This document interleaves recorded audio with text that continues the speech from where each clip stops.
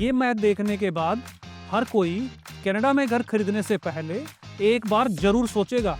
1 million का घर अगर एक बंदा 1 लाख डाउन देके खरीदता है और दूसरा बंदा 2 लाख डाउन देके खरीदता है, जिसमें से 1 लाख उसने डेप्थ लिया था, वो भी 12% इंटरेस्ट पे 2.5 साल के लिए, तो उसका मैथ देखिए।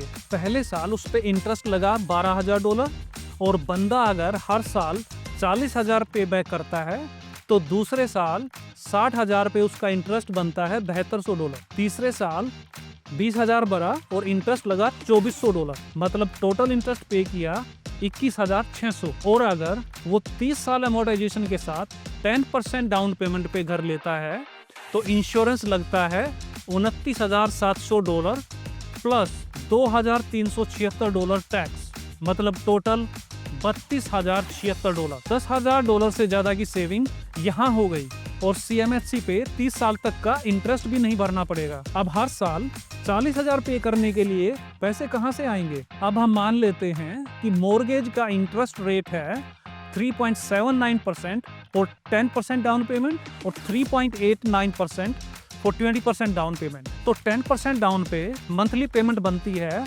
$4,311 और 20% डाउन पेमेंट पे बनती है $3,755।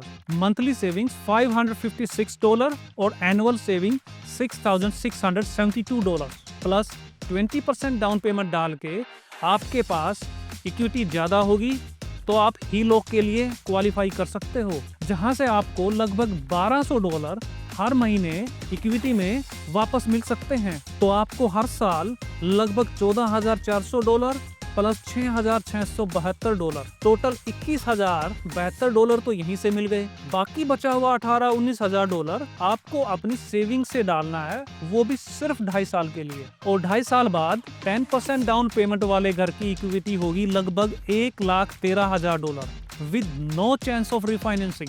और 20% डाउन वाले घर में आपके पास इक्विटी होगी $2,00,000 विद ऑप्शन ऑफ रिफाइनेंसिंग।